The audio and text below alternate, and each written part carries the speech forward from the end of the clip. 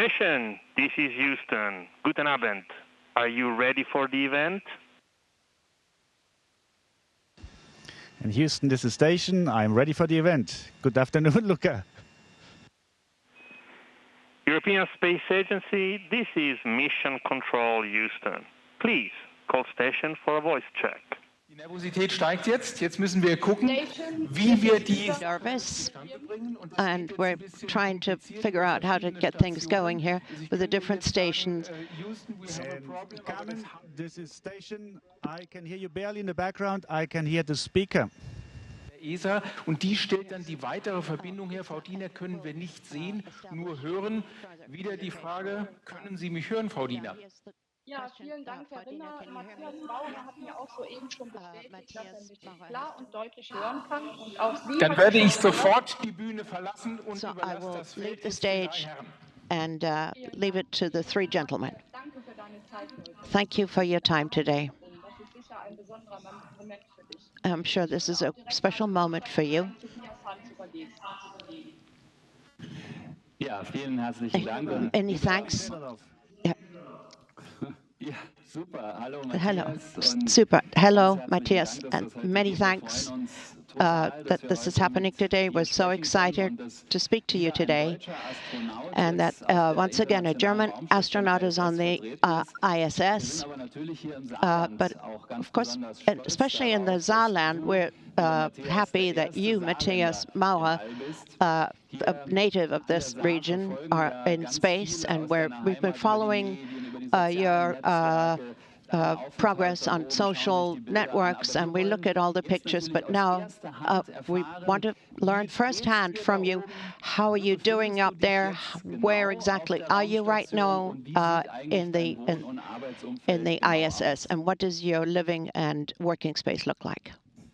Yeah, but I'm just fine. I really feel fit as a fiddle, and we're flying at 28,000 km per minute, and so it's fantastic being weightless all day, and we orbit the Earth every 90 minutes, and time is flying up here. It feels as though I just started last week, and it's been many weeks, but of course we have a lot of experiments to do, and that's why it looks a bit messy around me, but everything is in its place here.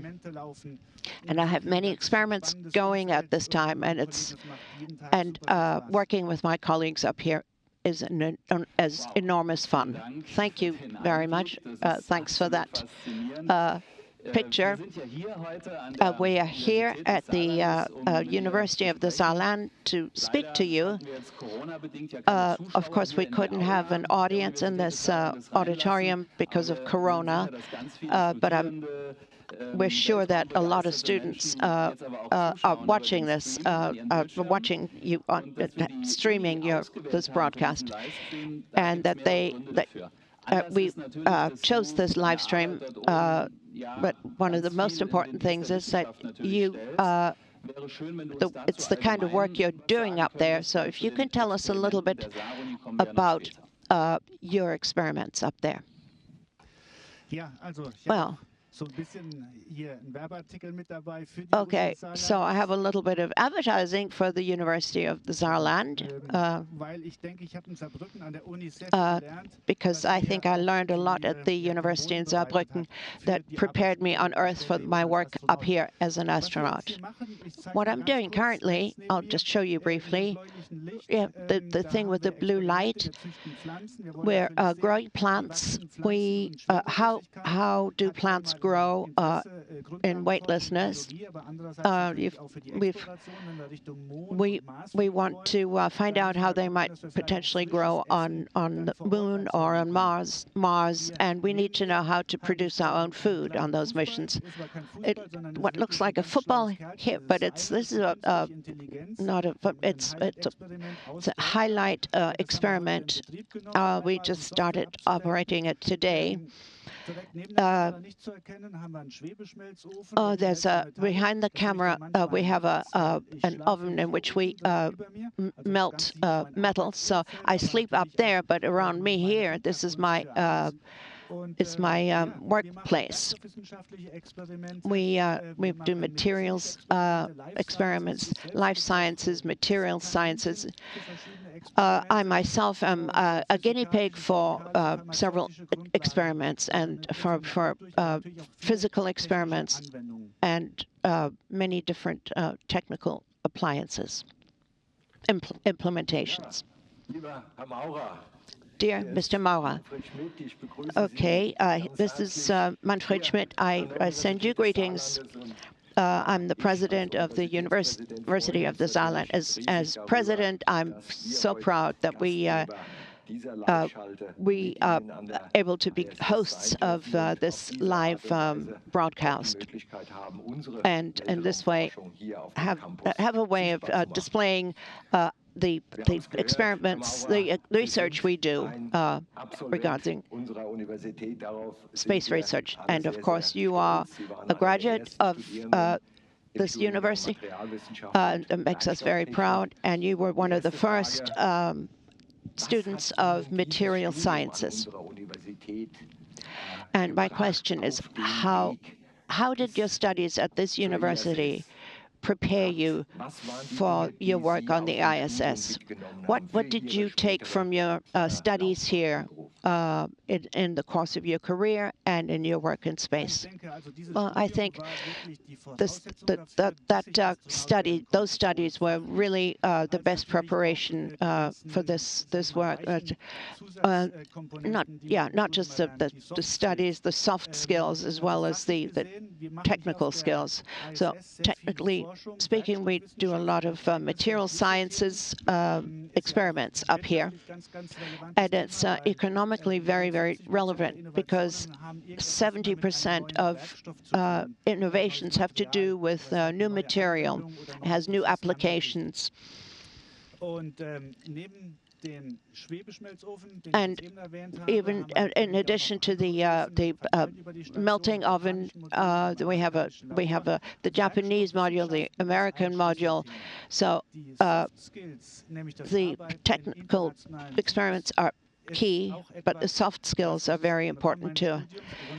And I learned that not only in my studies at your university, but in other countries. And if you can learn that different strokes for different folks and that people from different cultures have different habits, and that studies at other universities are done differently, and that the cultural aspects influence the interpersonal relationships. And without those soft skills, I wouldn't have had a chance. We are 2 Russians, 4 Americans, 1 a European, that's me as a German. And it always has to work, especially in a crisis. And then if something comes up, we cannot have interpersonal conflicts. And so it's essential that I learned that the soft skills in Saarbrücken, in France, South America, and of course in England as well. That's exactly the point.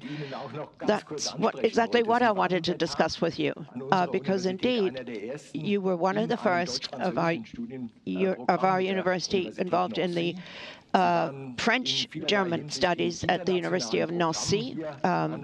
You were in the international program at this university, and if I remember correctly, you were the first to cooperate with in South America, and so we had the European School for Materials Research, and you have enormous expertise in your field, and especially for the younger generation who are studying this. It would be so important how important it is to look beyond the horizon, to be able to to do cooperation with other universities in other countries. And I was so happy to hear that that's what you took with you when you went to space. Yes, indeed. Of course, there are different countries in Europe that are very leading in space research, beside Germany, France, and Spain. And there are other members as well. But the cooperation with other countries has helped me the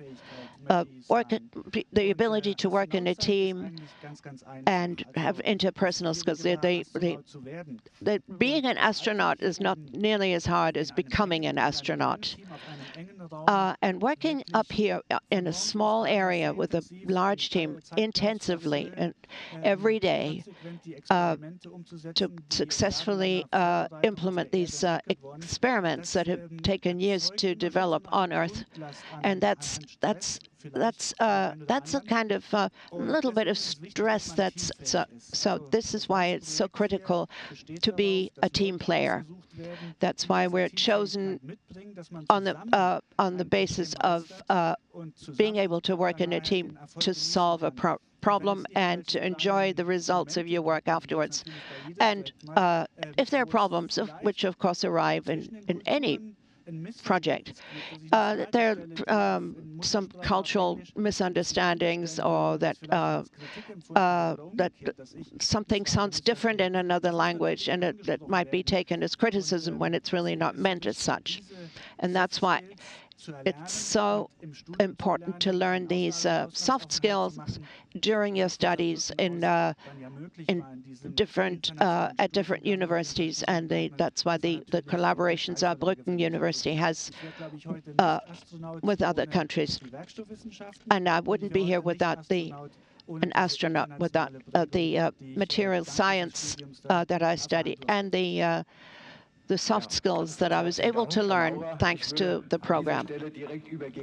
At this point, I'm going to pass you on to your previous mentor, Frank Mücklich.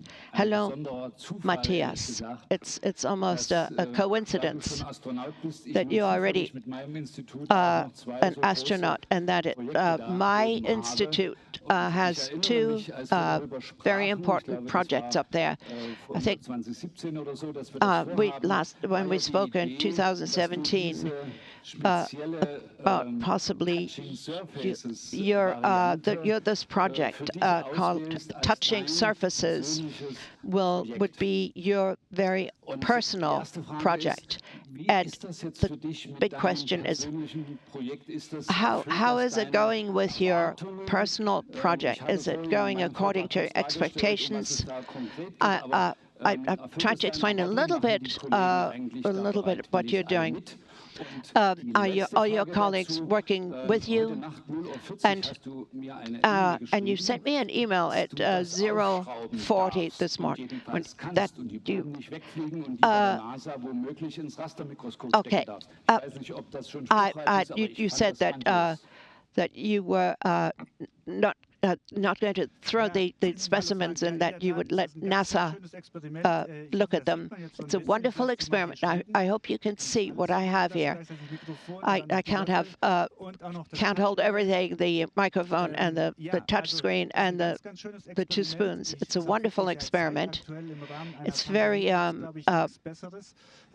topical right now, especially with regard to the pandemic. Surfaces and the materials that make the surfaces. I'm going to hold it this way. And we structured them on the surface so that they were antimicrobial. And that's for surfaces that I can and do touch regularly. And then we added another layer, and these are spoons that have different layers on the bottom. I'm going to turn around a little bit here. I'm a little bit unsteady here. This morning, I had to remove my footholds because of an experiment this morning, but I think you were able to see it.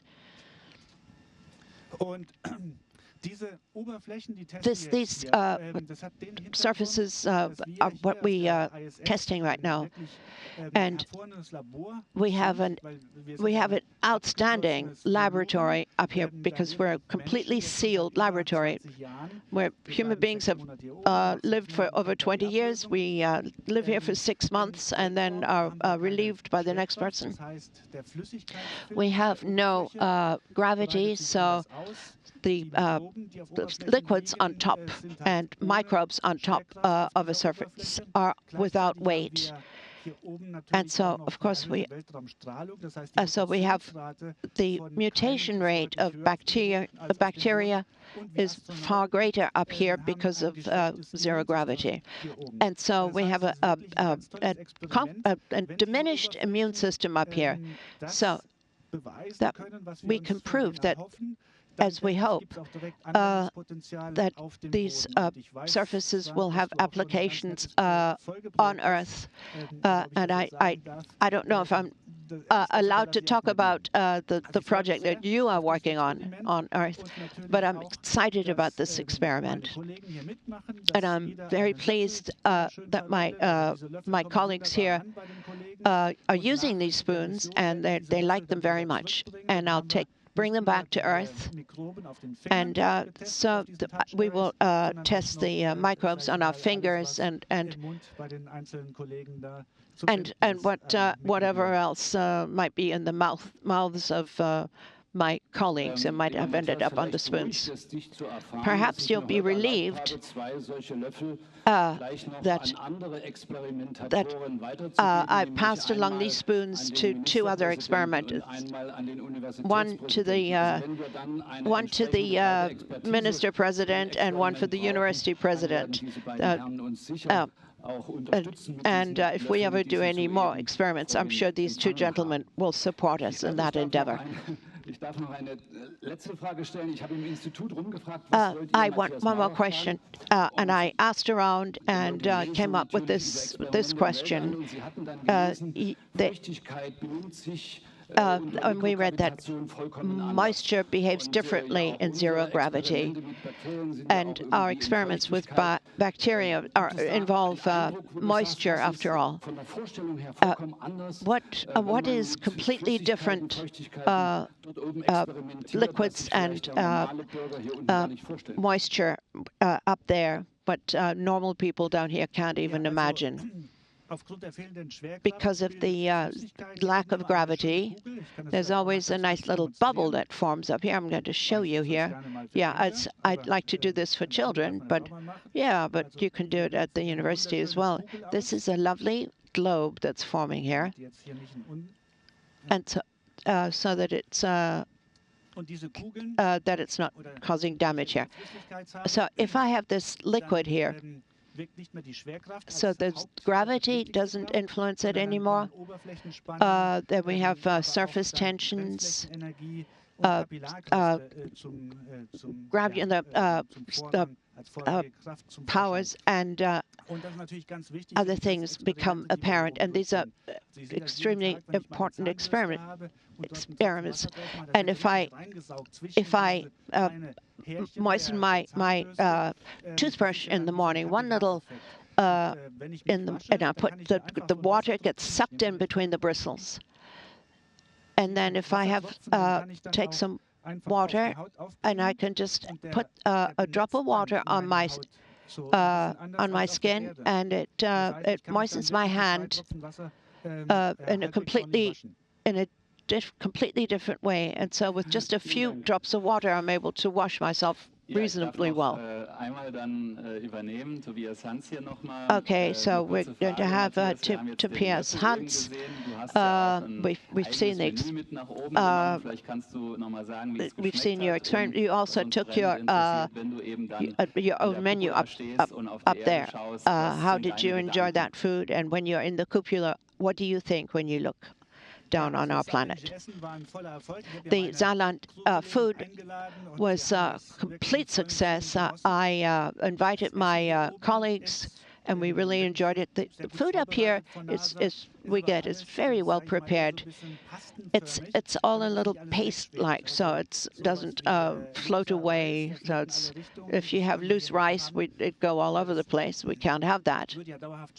It would maybe enter into the. It might get into our eyes or into our into the machinery up here. So crusty or crumbly food is out of the question up here. All our food is, after a while, becomes a little monotonous. This weekend we had a little bit of an exchange. The Russian colleagues had their own food. The food that we'd put aside and we didn't like, and we gave it to them, and they gave us the food that they had gotten tired of. So, because it was new and different, it was like a little Christmas meal for us. Of course, it's very different from on Earth, and I'm looking forward to eating fresh fruit and fresh salad, even though the lettuce or the salad ingredients next to me might be growing, but actually, there is a little bit of a difference. The view from the cupola is something amazing that I look forward to. I look down, I see the Earth. I see many things that I don't like. I see the rainforest in Southwest Asia, in Brazil. I see lakes like the Sea of Aral that's much smaller than it used to be. The Arctic is much smaller than it used to be. Man is doing a lot of damage, and of course we all see that from up here, and it makes me sad. And it's something that every astronaut sees, and at one glance you see the atmosphere. It's like a soap bubble. It looks so thin. And you know that a soap bubble is extremely delicate. And if you look down and you see this very delicate film, and you know this is where we live, everything that's ever happened to mankind is covered by this very, very thin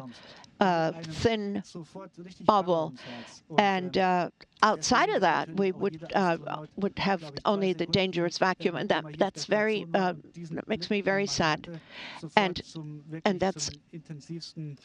everyone who's seen this has this reaction that it's very scary. I wish everyone could enjoy this view. It's incredibly beautiful to see, and to see this planet from this perspective is just wonderful. We see the countries, the lake, the water, the flows of water, the land, but we're very frightened for our beautiful planet. Station, this is Houston ACR. That concludes the event. Thank you.